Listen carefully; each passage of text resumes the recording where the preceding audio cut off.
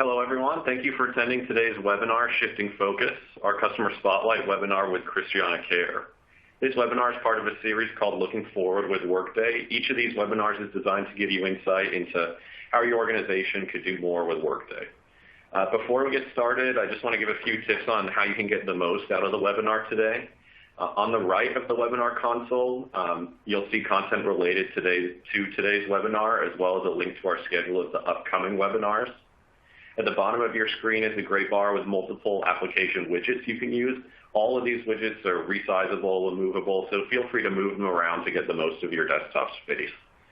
We also have quite a few people on the session today, so all attendees are muted, but we encourage you to submit questions at any time during this session using the Q&A widget, and we'll try to address them in the chat fields or the Q&A portion at the end of the session. If we don't get to your question, we will make sure to follow up with you after the webinar. This webinar is being recorded, and an on-demand version of the webcast will be made available to everyone that registered within a week after the webinar. As well, this webinar will have many forward-looking statements. Those are for informational purposes only. So thank you for joining us, and let's go ahead and get started. My name is Stefan. I'm a product marketing manager here at Workday, focused on our financial management applications. But the star of the show today is really my co-presenter, Alyssa Pietrobono. She's the controller at Christiana Care Health System. So hi, Alyssa. Why don't you go ahead and introduce yourself and tell us a little bit about Christiana Care as well. Hi, everyone. I'm so excited to join you this afternoon. I'm the controller here at Christiana Care. Fun fact, I was actually born here 30 years ago, but I started my accounting career at PricewaterhouseCoopers. I worked there a few years before jumping ship to my main audit client, which was Christiana Care. Christiana includes 2 hospitals, a freestanding emergency department, approximately 100 physician practices and counting, medical aid units, and many other healthcare programs. Our mission is to serve the neighbors here in the state of Delaware and the surrounding counties of Pennsylvania, Maryland, and New Jersey. Here's a few quick highlights of our business. We've luckily been financially strong with $2 billion in revenue and $3 billion in assets. And I can certainly attest to those figures being free of a material misstatement as the former auditor, knock on wood, for the FY19 audit. But we also spend a lot of time and invest a lot of resources into taking care of our patients. So we have 53,000 admissions, 40,000 surgical procedures, 6,500 births, and 200,000 emergency visits per year. So we are a very busy health system here in the Delaware area. My journey with Workday actually started on my first day at Christiana. A few years ago, I was told we were going to be implementing Workday Financials. But Christiana's journey with Workday started back in 2014 when we went live with HCM. That's a pretty common way to enter the Workday platform for your organization. So we went live with that. Benefits, payroll, expenses, and compensation followed shortly after. And then in 2017, we went live with Workday Financials, which completely transformed my accounting department here. On the roadmap for Workday here, we just went live with recruiting on July 1st. We're getting our feet wet with Prism, so that is up and running, and we're about to do an assessment of inventory and procurement. So we've been happy to partner with Workday, and we're excited about our future with them. Great. Thanks, Alyssa, for that background. First, before we keep going here, our agenda for today, I'd like to kick us off and talk about what Workday is seeing out in the market. You know, we've been talking for years and years about finance transformation and, moving finance and accounting from a place of traditional responsibilities and, doing what's required to close the books towards becoming a strategic business partner. And so I'm going to walk through some research that we've been looking at that talks about finance disruption and kind of where we're going with that. Then I'd like to take that and talk about the journey of how we can get there, how we can go from a traditional role to a more strategic role, and overlay Alyssa's experience on top of that. So for each step along the way, have Alyssa share her experience at Christiana Care. Then I'll give a quick showcase demo of what's to come in Workday, and if we have time, we'll answer some of your questions as well. Before we get into the market insights, though, we'd like to get a chance to get to know you a little bit. And so what is keeping you up at night today? Responding to internal change within your organization, managing through a volatile market, those external changes pressing on your organization and your business, meeting the asks of the CFO and the CEO, finding and retaining top talent in your organization, or maybe it's all of these.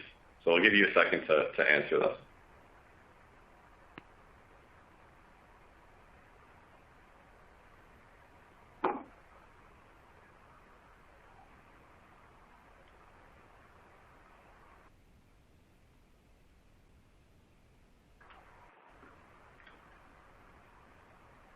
Okay, so we've gotten a few responses here. Most people say all of the above, which is perfect for what we have planned for our content today.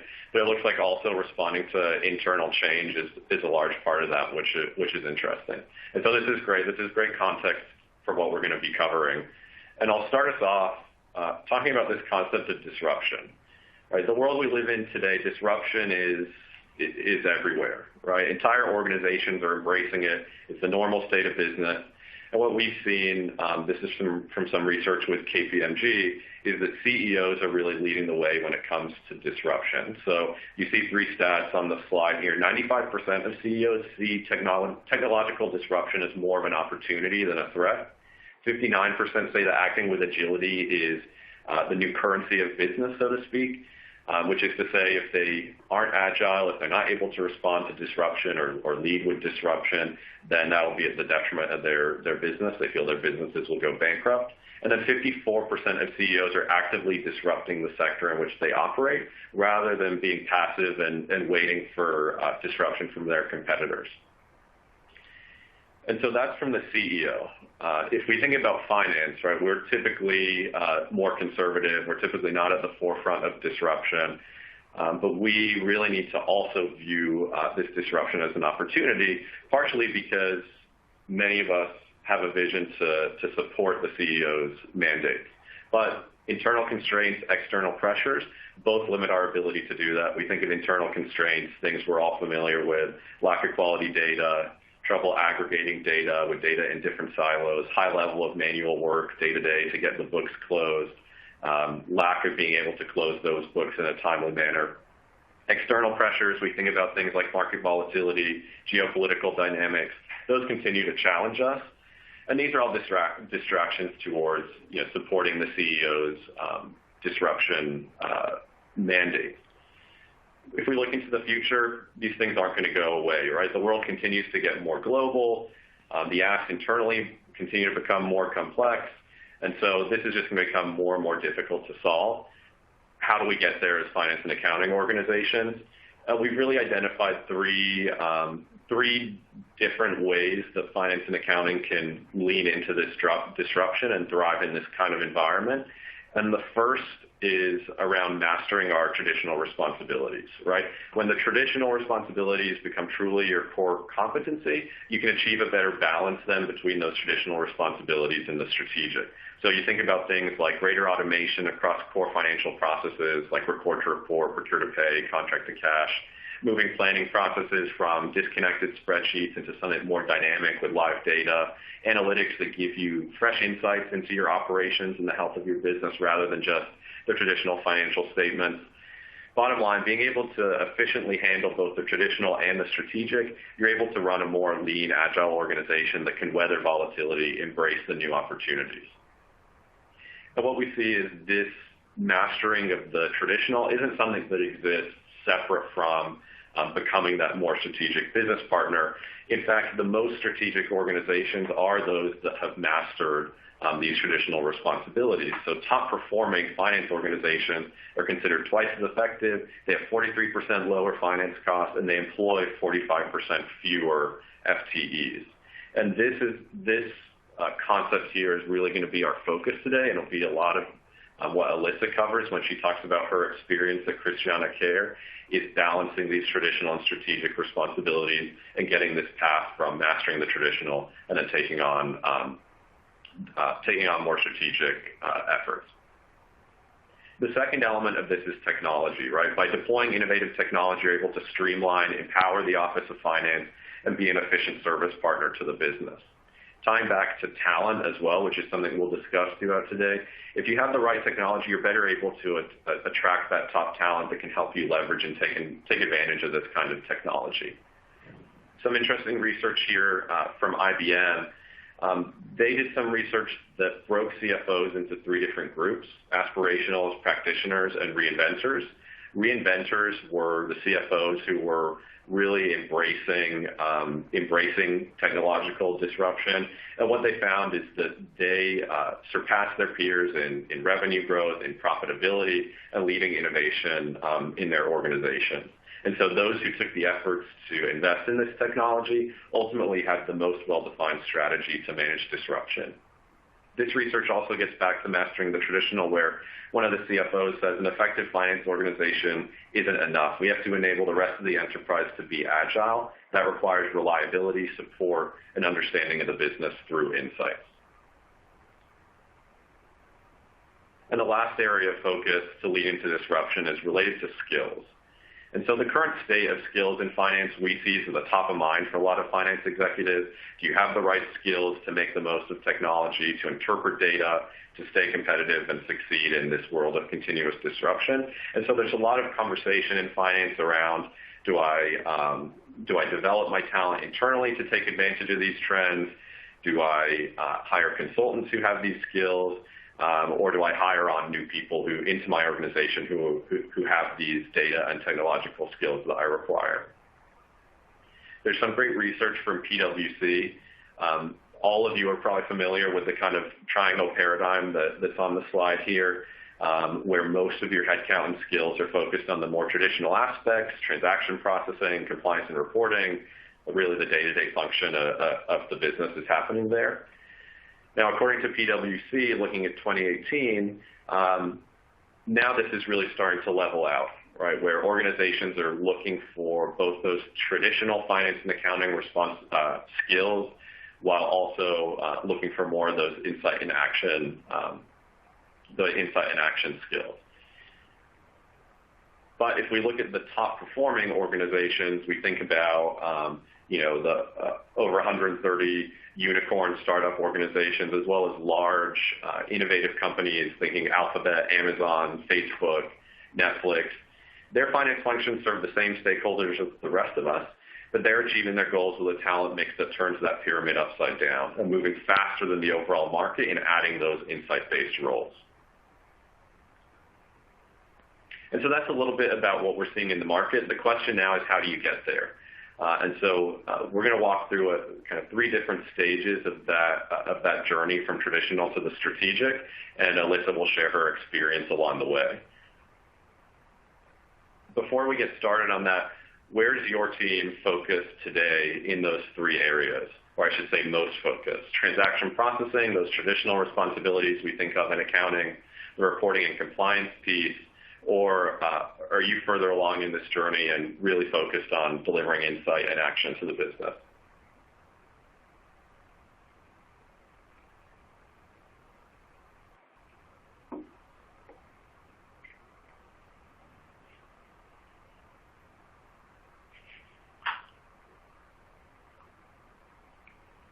Okay, let's see our results here. Okay, interesting. So thankfully, this webinar is relevant for most of you. We're seeing you're spending your time in transaction processing and reporting and compliance. The 7% in insight and action, maybe we should invite you into the speaker room here and you can share your business's experience along with us. But this is a great framework for our conversation today. And so when we look at this, finance today, where most organizations are, we see really this financial stewardship role. And Workday thinks this is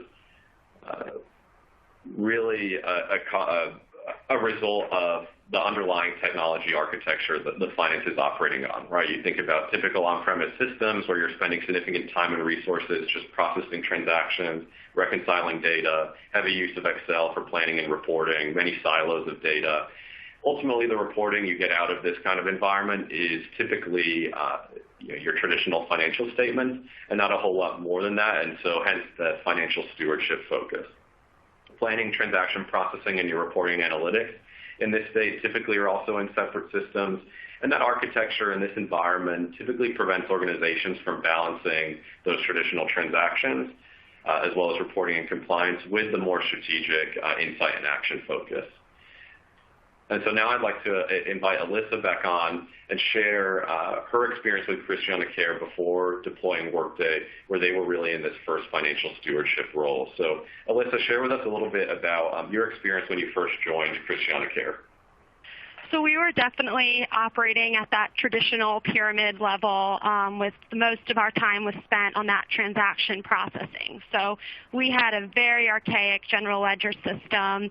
It was a series of manual processes and fragmented systems, and my team spent the majority of their time on manual data entry. It wasn't what they went to school to be accountants for. It was a lot of paper pushing and data validation, and in my area, not much had changed for 20 years or so, and the team was very comfortable with the status quo. But really all they were worried about was getting data into the system and validating that information. And they didn't have time to understand the meaning of that data, and as a result, they didn't have, the best opportunity to be actively engaged in our business and understand kind of the why behind those numbers. Month-end close was approximately 7 days, not a huge sense of urgency there. And there was a lot of tasks that were saved until year-end. So year-end was extremely stressful for the team. And we're a 6:30 year-end, so that's everyone's summer, being taken away.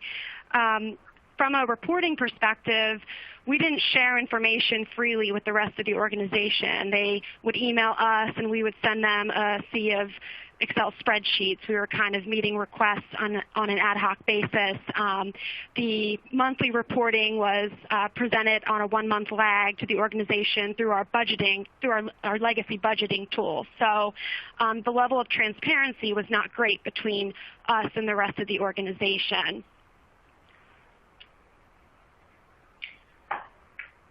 Great, thank you for that. And so from there, what's the next step? This is what we see organizations being able to do with Workday today, and this is moving from a financial stewardship focus to more of a focus on organizational agility. And so now in the use of in-memory and cloud computing, some of that transactional processing load is able to happen more continuously, including a more continuous consolidation, close, and audit process. Big data surfaces fresh insights from rich data sources that blend not only the transactional accounting data, but also operational data from the business. So you have a more complete understanding of operations. And then from a planning perspective, that planning process is now fueled by live transaction data. So it's both more collaborative, more active, and the planning cycle is lower, and the need for spreadsheets is reduced as well. And so this is Workday customers are able to take the first step here in establishing that balance between those transactional responsibilities and those strategic responsibilities. And the foundation is all really that digital core and having higher quality data in one location. And so Alyssa, when you started on this journey with Workday, we've talked about how you kind of got in a room and your CFO set some goals. So tell us a little bit about that and how this journey started out for you. So this journey started out I'll put it in big picture perspective. The healthcare industry right now is waking up, and we're being transformed and disrupted. So Americans pay too much for healthcare. I mean, there's so many news articles that are saying, the healthcare industry, it needs to change. And Christiana Care as a whole, we know we need to do a better job in, serving our communities effectively and efficiently. So in finance, we said, how can we better support the rest of our health system? And we thought we could provide better, more reliable information quicker to them in order for them to make better decisions through an ERP system, and we chose Workday. So as you mentioned, our CFO pulled us into a room, and we had these 3 really bold goals. We're going to close the books in 4 days. That would allow us to get information to the rest of the organization timely and accurately for them to act on. We're going to eliminate paper through automation. and we're not going to use Excel. We're going to try to take advantage of reporting in the system. But I will admit, we still do use Excel. It's just not as much, but it is a very powerful tool, and us accountants do love it. So I kind of wanted to talk about how we got there, how we had a successful go live of Workday, and how we hit our big goal of closing in 4 days. That was a huge win for us. So what allowed us really was this whole Power of One feature of Workday, which is their buzzword for their unique automation technique. And this really, the Power of One, facilitates the month-end close process. A quick example, you purchase a capital asset. In our old world before Workday with our legacy system, I'm not kidding, we keyed in a paper supplier invoice into a separate asset subledger, and then at year end, we interfaced it to the general ledger. But with Workday, that comes through automatically through an integration from our purchasing system. It's coded a certain way so Workday knows that it could be capital.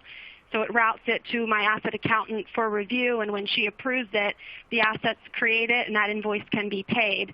So transactions are processed in this manner every day now for us. So you can see how my team is freed up from doing all that paper pushing and manual data entry to do more work that involves critical thinking.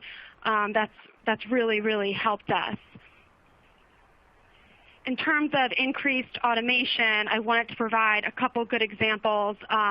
Bank reconciliation was something that used to take us 80 hours. We have one main operating bank account that has thousands of transactions every day, and we configured our daily bank statement to go through to enter Workday, and we configured rules in Workday to record the entries to cash and thus reconcile those bank statements automatically, and that has really helped us. So when my cash manager comes in each day, she only has to work those unreconciled transactions, which end up being about 2% of the daily transactions. So what used to take a person almost her entire time at work now is very seamless because of the automation that we were able to take advantage of in the system.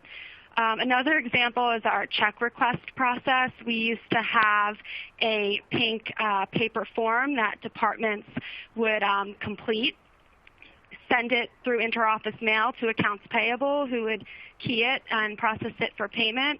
And we really wanted to take advantage of some of the self-service capabilities of Workday in order to be more flexible with the organization's needs. So now the departments can go in and key in certain types of invoices directly into Workday. It routes through business process workflow to accounts payable for payment. And these are things like catering, certain purchases you don't really need a three-way match. They're not risky or material in terms of dollars. So those are a couple of our two big, easy to relate to examples of automation. And then third, we have improved reporting. And I think I mentioned earlier that we used to report to the organization through our planning tool on a 1-month lag. Well, with Workday, we call them cost center reports. So each kind of area of our organization, the operating room, the pharmacy, they have a specific cost center that they manage in terms of actual to budget variances and whatnot. And they could run an income statement for their cost center now directly in Workday at any point in time. And that's been really great in terms of servicing our end users out there in the departments who are on the ground making decisions every day. And then another thing that really helped us is we built audit reports in Workday and other supporting requests that the auditors always asked us for. And we gave our external auditors access to Workday. So they really don't bother us much, which is really great. I hope no one's listening from PwC, but saves us a ton of time during the audit because they're out there pulling things down whenever they want to, and they only come to us with questions and for discussion. So it made our audit process a lot more efficient. And then I don't know if I have any not-for-profits out there, but gift reporting used to be massively manual for us. We were just keying into Excel spreadsheets to get these gift balances. We receive a lot of temporarily restricted contributions from donors. So we have to make sure that we're drawing down from them appropriately and accurately reflecting, the balance at any point in time. So we built those in Workday that our various gift managers can look to at any time. So improved reporting, it gave the departments, who are our main customers, gave them self-service access, which has been great, and it made us more efficient. That's great. Thanks, Alyssa. Before we move forward, I want to go back to a couple things and dive a little deeper. One, with the faster close, how long did it take you to get to that 4-day close, and what does your close look like today? Yeah, that's a good question. One thing I think was really important for us is we were very realistic about how long it took us to achieve that. We went live in July, and we didn't achieve that 4-day close until November. So 5 months went by. And, when you first go live with a major ERP like Workday, your goal at first is just to close. Those first couple of months where everything's up and running are a little bit crazy. So the first 2 months were a little bit of a wash, but the next 2, we really tried to taper it down. So we went from, 7 days down, to 6 days, down to 5 days. And after each of those crucial 2 closes in September and October, my whole team sat together after, and we had a debrief of what we could do better. And so you would be surprised at some of the things, as a leader, I didn't think of, just we have 2 investment portfolios, splitting that between 2 accountants so they can get through it faster and move on to something else as time permits was one of the ideas. So I thought that was really helpful that we achieved our milestone in phases, and we owned the goal together, and we all felt very tied to it because we were all sharing ideas to get there. What has your team been able to do with that time? So we're having this conversation about shifting that time from doing the data entry to more strategic work. So how have you kind of realigned your team's time now with the faster close and the automation? So we have a really big new deliverable in finance. It's called our management discussion and analysis. So we write a narrative that tells the story of the month, and that's distributed to top management and our finance committee and throughout the organization. So we spend a lot of time doing that. And really what I found when we went live with Workday and kind of everyone learned and mastered the system, I needed to engage my team more in the business. They didn't really understand. Not all of them understood healthcare. Plus, I had some new teammates join. So we actually now take an hour every week to go through topics, either in the healthcare industry or in the accounting industry. This year, the FASB was super active. Revenue recognition was effective for us. We had to prepare for the lease accounting updates. So we had time to really focus on that and get it right from the start. And then I noticed the crowd mentioned internal changes. I feel you. We're getting involved and we're acquiring new physician practices all the time. That requires an accounting analysis. We just signed a deal to do value-based payment, which is a new form of reimbursement that's taking healthcare by storm. So it's really engaging. I'm using that time to engage my team back in the business because ultimately I want the organization to trust us and to ask for our seat at the table here in accounting when they go to make some of those big decisions. Yeah, that's great. And I love as well your comment about the accounting standards and being able to think more, your team being able to think more critically about how to apply them. When we're talking about becoming more strategic, so often we're talking about delivering insights to other people in the business, but it's also giving accounting more time to think critically about our own job, which I think is great. And so I think we've covered this in our conversation a little bit, but I know you've identified a few kind of key ways you've been able to become more strategic, and so maybe anywhere we haven't covered, you can fill in here.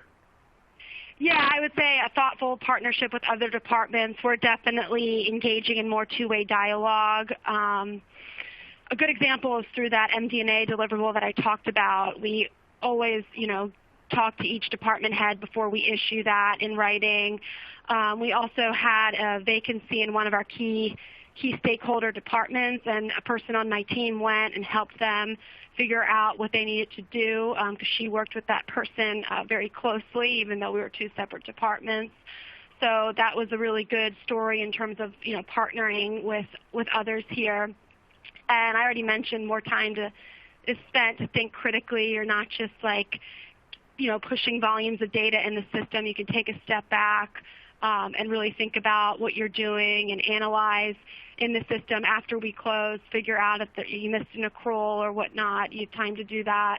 And then the biggest thing, and this is what keeps me up at night, is to continue to upskill my team, and that's including me. It's how do you instill this culture of continuous learning in order to stay on that journey to modernize finance now that we have, robotics, process automation, machine learning. That's not something that was tested on, the CPA exam back in the day. So it's how do I as a leader keep my team up to speed on some of the new skills that are now required.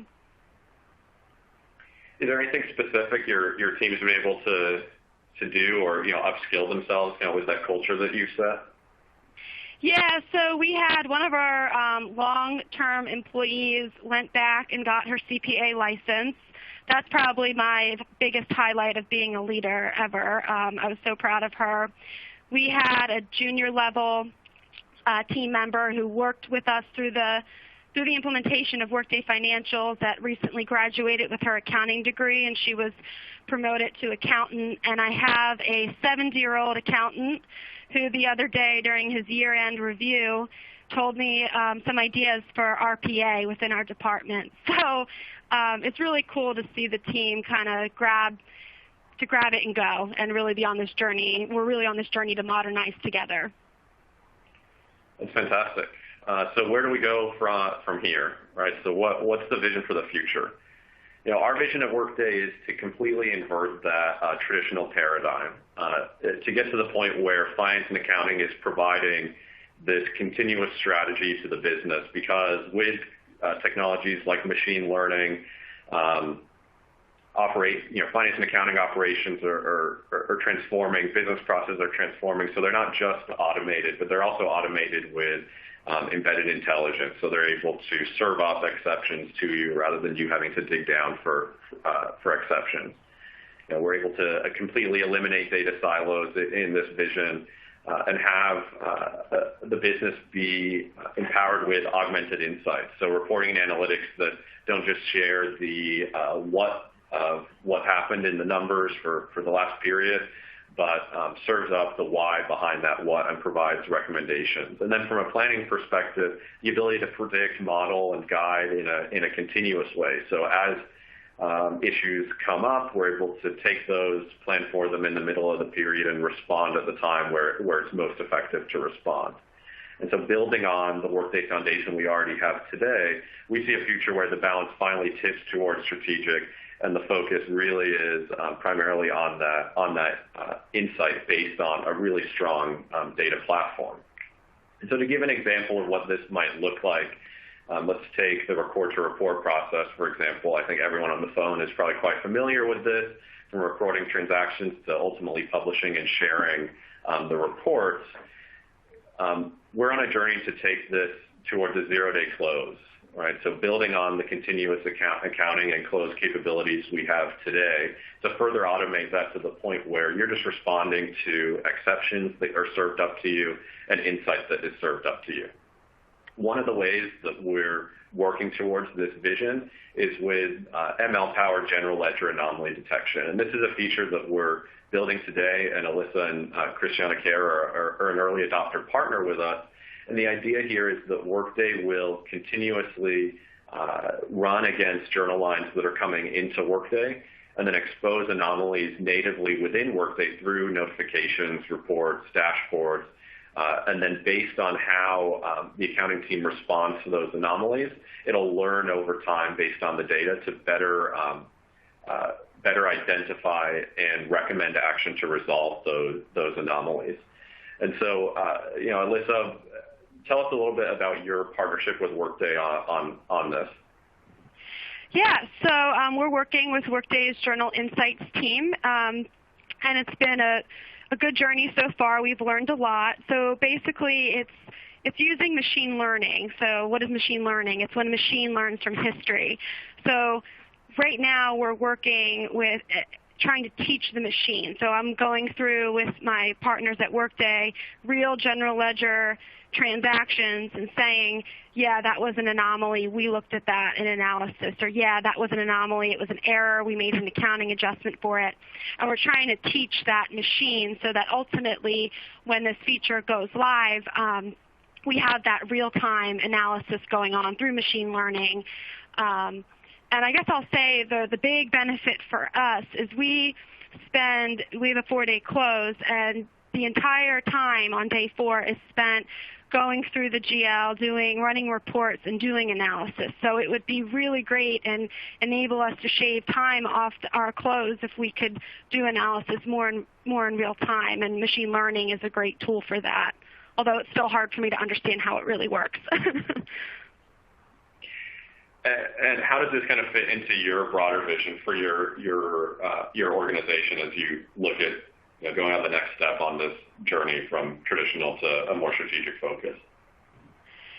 It's going to keep us on our toes. I mean, ultimately, we want to get better every day. We want to get faster and more knowledgeable. So we want to eventually get to the 0-day close. I'm not sure if we'll get to it in my career. I sure hope so. But if we're putting in features like machine learning, it's going to naturally upskill my finance team, just like the implementation of Workday did. So we're still using Workday as a vehicle for change for the accounting department. It's kind of the natural thing to do because we as accountants, we're comfortable in a general ledger system. So it's a really good platform to kind of encounter things like machine learning, like RPA, like buzzwords that are now very prevalent in our industry that could be intimidating upon first glance. So we're really, like I said earlier, I'm really trying to make sure that my team stays up to par. And I wanted to share. I read a Journal of Accountancy article where they talked about how the skill set is changing for accountants in a more automated world. And it goes on to read that the ideal accountant has a combination of technical and digital skills, business skills, people skills, and leadership skills. Behind all of that is a mindset of constant learning. And we're partnering with Workday to help us get there as a finance department at Christiana Care. That's great, and a great lead-in for our next segment here, which is an innovation showcase demonstration. So I'd like to give you a little peek into what some of these topics that we've been talking about may look like in Workday in the next few years. And so I'll go ahead and share my screen here.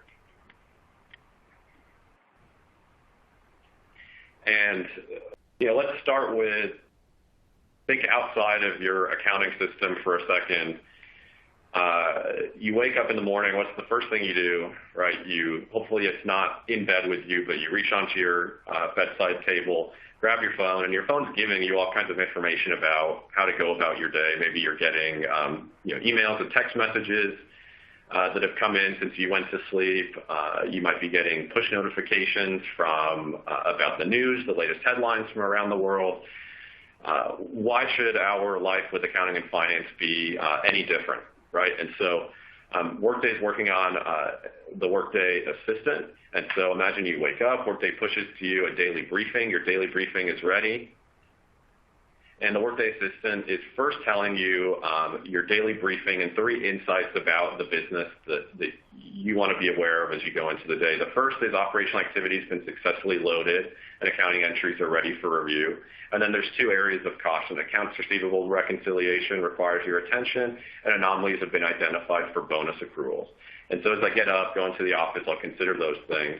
And then the Workday Assistant is also telling me I have a couple of new business insights. And so I'll check those out as well. And here, Workday's telling me revenue growth is trending positively and is at $44.9 million above a $42.8 million target. Cost of revenue is over target, though, and gross margin is slightly below target at 70% versus 73% at plan. And so maybe these are a couple things I want to look into when I get into the office as well.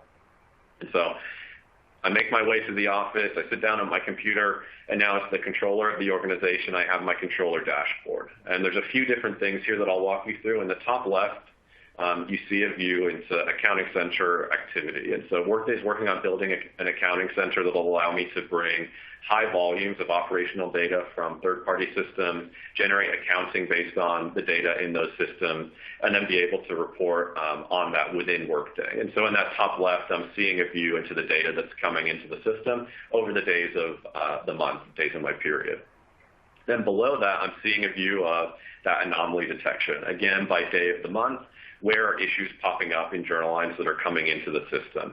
The size of the bubble here relates to the dollar amount value of the anomaly. And if we investigate one of these, I see the value of this is $15,000. The issue is that journals from a source system, this source system usually include region. Workday has learned that over time. And the recommendation Workday is providing is to provide region for those transactions. I can see here as well that my accountant on my team, James Cheshire, has already resolved that issue. If we take a look at another one of these, I see this is a $41,000 anomaly. The issue is bonus amounts for EMEA services are larger than usual. I saw that, got a preview of that in my daily briefing this morning, and I can see that this has already been confirmed and resolved. Now, in the top right, I can see a view of account reconciliation by account. And so in Workday today, you're able to bring account reconciliation and certification into the core accounting system rather than taking it into a third-party system. And we're continuing to build out those capabilities and eventually include machine learning in that reconciliation process so that there's less manual intervention required. If I look at one of these, it takes me to my period close workspace. And so on the left, I see top 5 tasks. This isn't just a static list that I configured when I deployed and it's taking me through my tasks, but again, Workday is intelligently letting me know based on previous closes what is coming up next on my plate. I also see in the middle of the screen here suggested reconciliation items for this reconciliation. And then I can come in here and collaborate with my team on these issues. And so if I ask, do you have the invoices for these 2 transactions? Jenny on my team responds with those invoices. I can respond, thank you, and those invoices, of course, will stay with this reconciliation as proof moving forward. And so if I'm able to automate these different activities, I have more time in my day. How might I use that time? Right. One of those is, of course, understanding my business. And so now looking at operational health, there's 3 different kind of KPIs that are being served up for me. Revenue growth for the period, cost of revenue, and gross margin. And the technology here isn't just delivering static KPIs that I've configured on this dashboard, but it's actually looking at the results from the period, understanding what is an anomaly, serving that up to me, what it thinks I might be interested in. And then if you look at the bottom of these where it says why, it's also able to tell me why is that number so much above or below target. And so in this case, I can see how is revenue growth this period. France consulting division is really driving that positive revenue. And so I take this information, right, maybe it's the end of the period, I'm ready to present something to the board. Now I can move into worksheets, which is in Workday today. We're all comfortable in spreadsheets. As Alyssa said, she may be trying to eliminate Excel, but she can't eliminate it completely. This paradigm is a powerful tool, and so Workday allows this kind of ad hoc analysis within Workday tied to the live data in your general ledger. And so I can prepare these kinds of reports in a spreadsheet-like interface, and then what I'm able to do is take that and put it into live pages, which is coming in the next couple of releases in Workday. It allows me to put together these kind of board quality formatted presentations to share Workday data. And so this is tied again right back to my live data without exporting anything or moving to another system. So it's inherits the same security model as well.